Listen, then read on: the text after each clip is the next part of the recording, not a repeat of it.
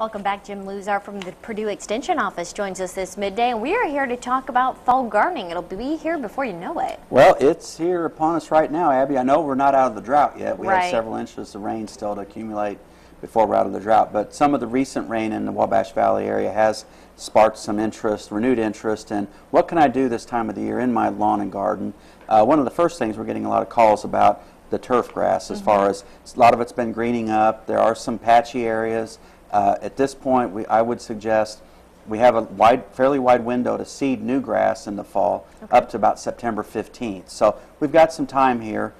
Some of the grass has rejuvenated, has greened up, but we do have a lot of dead areas, so a person can make that decision if they want to reseed. The main point there is seed to soil contact. You just can't go out and scatter grass seed and expect the seed to take root. It has to have contact with the soil. So persons with interest in that can contact their extension office in their respective county about lawn seeding, but also fall vegetable gardens. We have a nice publication.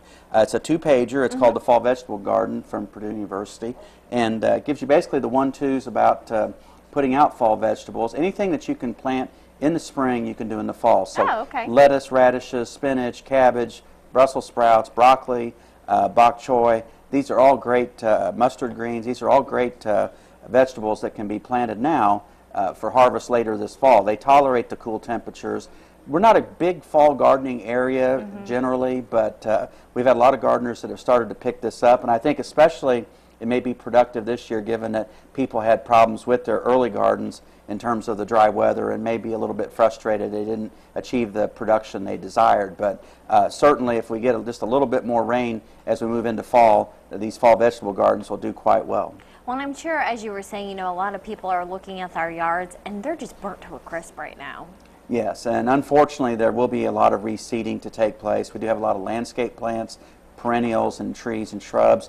The arborvitae have taken a big hit, and the burning bushes. I've seen a lot of those around Terre Haute area that have died here in the last few weeks because of the drought and the impact. So one of the things there is, again, you know, we're going to need a little more rain before we get going on and terminating this drought. But also, there's a nice bigger window for planting trees and shrubs as far as on into late fall, for that matter. So well, that's good news. And we'll kind of just, I would encourage people to assess their yard and their garden and kind of, you know, figure out what they can plan for now. And there may be some things they'll want to defer till spring at this point. All right, very good. Well, thank you so much for joining us. We appreciate it. Thank you. As we take a break, here's another look at all that information. If you have any gardening questions, give Jim a call at the Purdue Extension Office. There's the number and a website on your screen.